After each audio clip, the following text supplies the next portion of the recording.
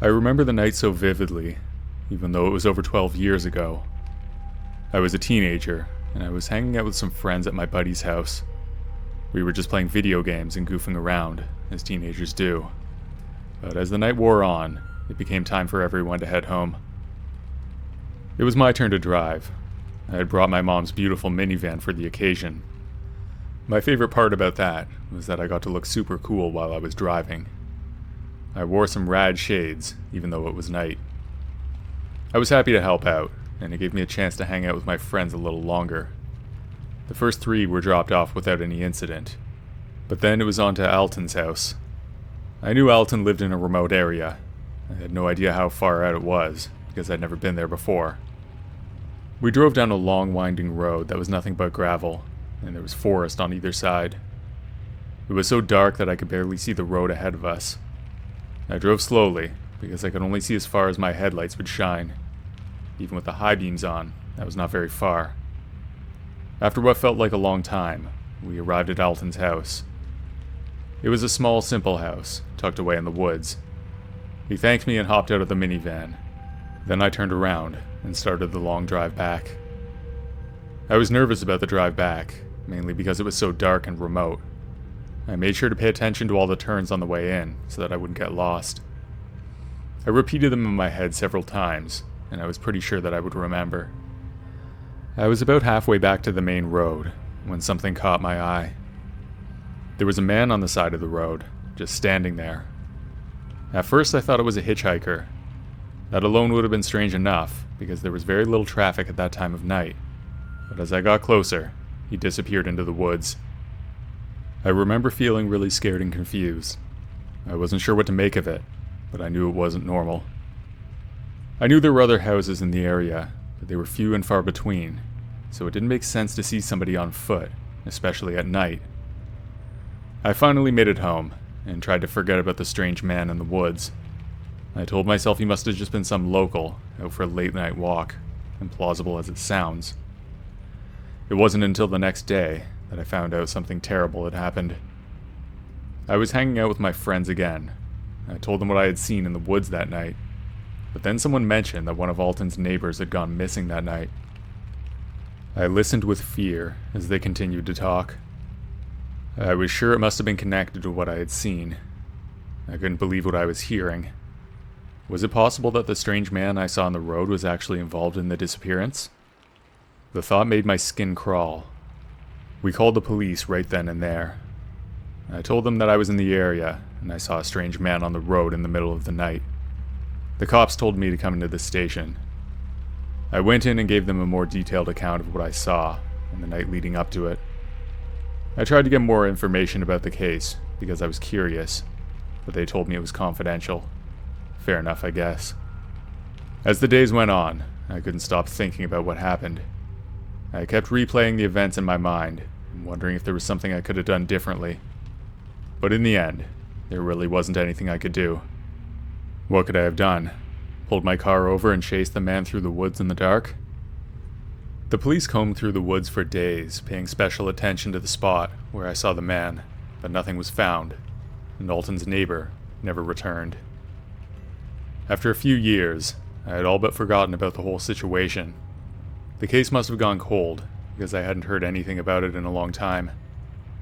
That is until one day, when I was watching the news. Alton's neighbor's body was finally discovered, but it wasn't in the area where I had seen the man. It was in a different section of woods, over 50 miles away. I still can't help but think back at that night, and wonder if it was really him I saw on the road. I wonder if he moved the body to a different place, because he knew I had seen him. There's no way to be sure, but I believe that there was something happening on those roads that night. Something evil.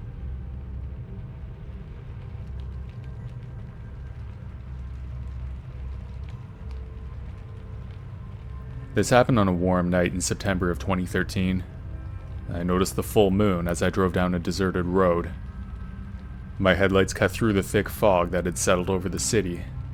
I had just finished a long shift at the hospital, and I was looking forward to a quiet night in. But fate had other plans for me. As I rounded the bend in the road, I saw 2 cars pulled over on the side. They were illuminated by the glow of a streetlight. As I got closer, I saw that there was a man being held at gunpoint by another man. I slowed as I passed. The victim was trembling and pleading with the gunman, but he was relentless in his demand for money and valuables. They didn't even seem to notice me at first. Perhaps all the commotion was distraction enough for me to go unnoticed. My hands began to shake on the wheel as I realized I was witnessing a crime in progress. I knew I had to act quickly, so I backed my car to a dark section of the road and fumbled for my phone in my pocket. I dropped it on the floor of my car, my eyes still fixated on the robbery. I reached down for my phone, not wanting to look away. I finally found it and dialed 911. Then I watched in horror as the gunman turned towards me. Until then, I thought I was well hidden by the darkness, but I was wrong. I quickly hit the gas and sped away, praying that he wouldn't follow me. I drove for several minutes, my hands shaking on the steering wheel as I recounted what I had just seen. When I finally pulled over to the side of the road, my phone rang. It was the police. I wasn't sure how long they were on the line, but I imagine all they would have heard from me was heavy breathing and maybe some mild swearing. When I answered the phone, the officer told me that someone was on the way and he'd be there soon. I breathed a sigh of relief as I hung up the phone, knowing that I did the right thing by calling for help. But as I sat there in the car waiting for the police to arrive, I noticed a car pull up behind me. At first I thought it was the gunman, because the car looked similar to one of the ones I had seen before. Then I realized that it was just another driver, probably curious about what was going on. As the minutes ticked by, I began to feel uneasy. The driver of the other car had gotten out, and he was pacing back and forth behind his vehicle, as if he was waiting for something. I started to think I was wrong, and that maybe it was the gunman after all. My instincts told me something wasn't right, so I locked my doors and kept a close eye on him. Just when I was about to call the police again, I saw flashing lights in the distance. The cavalry had finally arrived, and I felt relieved that the 2 squad cars pulled up behind me. The other guy didn't leave. I figured that if it was the gunman, then he would have probably split by now, so I felt a little more relaxed. But if it wasn't the gunman, then who was he? One of the officers approached my car. We spoke for a few minutes about what was happening. He told me to stay in my car, then walked away, and both officers approached the other driver, who had stopped pacing and was now standing silently by his car. I watched through my rearview mirror as both police officers approached him. Suddenly, the driver bolted and ran into the woods, disappearing into the darkness. The police officers chased after him, but he was too quick and too elusive. For several hours, the police searched the area for that driver, combing through the woods and checking nearby houses. But he had vanished without a trace, leaving behind only more questions. The next day, I received a call from the police, telling me that they had identified the driver and that he had a long criminal history. They thanked me for calling in the crime and for being observant, which had helped them catch a dangerous criminal. His behavior is still really confusing for me. What was he thinking, following me to that spot? And why wouldn't he take off as soon as the police arrived? Maybe he was on something, or maybe he wasn't the sharpest tool in the shed. In the weeks that followed, I couldn't stop thinking about what had happened that night. I knew that I had done the right thing by calling the police, but I also knew I had put myself in danger by getting involved at all. Despite the risks, I would do it all over again. It was a no-brainer, really. What would you do if you saw someone being robbed in plain sight?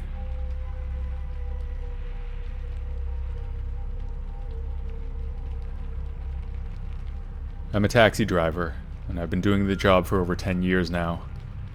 This happened almost 4 years ago.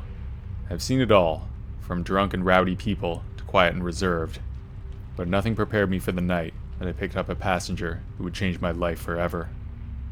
It was a cold night, the kind of night that makes you want to stay home and snuggle under the covers, but duty called, and I had work to do. I was driving my taxi around the city, looking for my next fare, when I saw him standing on the corner. He was a tall man, dressed in a dark suit, and he had his hands in his pockets. He pulled one of his hands out and signaled for me to stop the car. He opened the back door and got in, closing it behind him.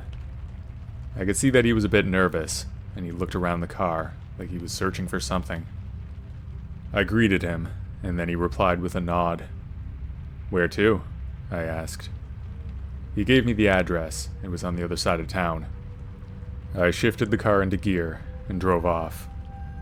I tried to make small talk to break the ice. He was polite but distant, answering my questions with only a few words. As we drove, he suddenly changed his mind and asked to be taken to a different address. I followed his instructions, and we drove through a dark and deserted street. He then asked me to stop in front of an old building. It looked abandoned, so I wasn't sure exactly what he could want to do there. I hesitated for a moment, but he assured me that it was safe. When we parked the car, he got out, and he told me to wait for him. I could see him approaching a man on the street. They exchanged a few words. The other man was scary looking, with a shaved head and a lot of tattoos. That was in stark contrast to my passenger, who looked like a done-up businessman. I was about to drive away, but just in time, my passenger returned to the car. He was followed by the scary-looking man. Both got into the back seat, and my passenger told me to drive, and I did what I was told. I felt uneasy about the situation, but I couldn't refuse. As we drove, the passenger and the scary-looking man spoke in low voices. I could only make out a few words, but I came to suspect that I was being used in a crime. My heart started racing. I knew I had to do something to protect myself. The smartest thing would probably be to go through with whatever they were planning, and then call the police afterwards. However, I knew there was a police station only a few blocks out of the way. It was a quick decision, but I decided to go for it. I took the turn and slammed on the gas pedal. As we approached the station, the passenger suddenly pulled out a gun and pointed it at me. "Don't even think about it," he said. "Keep driving." By then, it was too late. We were right in front of the police station. I brought the car to a stop, and the two men got out and ran away. I was in shock. I could hear my heart thumping. After I caught my breath, I walked into the station and told the police what had just happened. I still didn't know what those guys were up to, but one of them pointed a gun at me.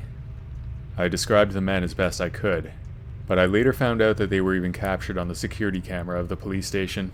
We were that close. The next day, the police called me and asked me to come to the station for an interview. They had caught the two men, and they wanted me to identify them. I went down to the station, and they showed me a lineup of suspects. I recognized the passenger immediately. I pointed him out to the police. They arrested him and charged him with attempted robbery and assault. The scary-looking man was also arrested, and they found a weapon on him that linked him to the other crimes. I was relieved to know that they were off the streets, and they wouldn't be able to do any more harm. Over time, the memory of that night began to fade, and I returned to my routine. I've had some other scary experiences over the years, and maybe I'll share those someday, but this is definitely the scariest.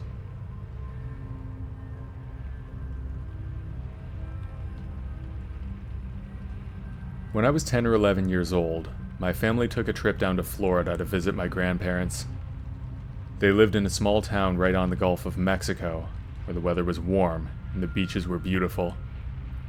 I always looked forward to these trips because I lived in the north where the weather was not great all year round. We would always go in March when my brother and I had a week off from school. We always left early in the morning, well before the sun even thought about rising. My dad would be in charge of driving, but my mom would take over once in a while so that my dad could rest.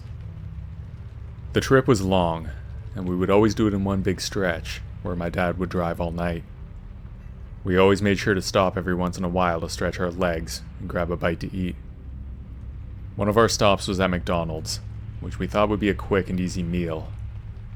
As we were standing in line, a man started yelling at my dad, accusing him of cutting. My dad tried to explain that he wasn't, but the man wouldn't listen. My mom tried to defuse the situation, but the man was too angry. I remember feeling scared and wanting to hide, but my dad stayed calm and didn't engage with the man's aggression. After we finished eating, We got back into the car and hit the road again. However, we soon realized that the man from the McDonald's was following us. We ignored him for a while, hoping he would turn off into a different direction, but he continued to follow us. I watched him from the back window, and it made me feel really scared. My mom asked my dad what we should do. He told her to ignore him, and that he would get bored eventually. All of a sudden, he rammed our car from behind. The impact caused our car to swerve. My brother started to cry. My parents quickly realized that we needed to call the police. My mom dialed 911 and calmly told the operator what was happening. Her voice was calming, even though I knew she was forcing it for mine and my brother's sake. After no more than a few minutes, we started to hear sirens and noticed a police car approaching from behind. We pulled over to the side of the road, and the other car kept driving. The police car pursued the other car while we sat and waited. Another police car came up behind us, and the officer approached our car. He told us that the man was arrested. We were told that he had been drinking, and that he was already on probation for previous violent behavior. After checking the damage to our car, my dad decided that we would simply continue with the trip. There was a large dent in the bumper where he rammed us, but the police said it was safe. The rest of our trip was filled with fun and laughter as we enjoyed the Florida sunshine and time with our grandparents. We went to the beach, ate delicious seafood, and explored the small town where my grandparents lived. As we drove back home, I thought about how lucky we were to have made it out of that situation. Accidents happen all the time on the highways, and we could have been run off the road by that guy. Luckily, that didn't happen.